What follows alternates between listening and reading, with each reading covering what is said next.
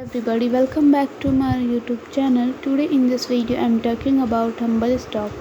In this video we talk about stock, pros and cons and technical analysis and latest news about it. Stock is trading at 0.0030 US dollar with 3.23% negative in a day. We can easily see stock was volatile for a day.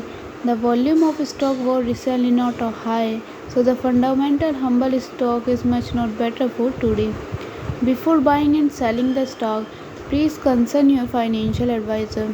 Today's video is done. Thanks for watching. Please subscribe my YouTube channel and like the video and also comment all related queries. Wait.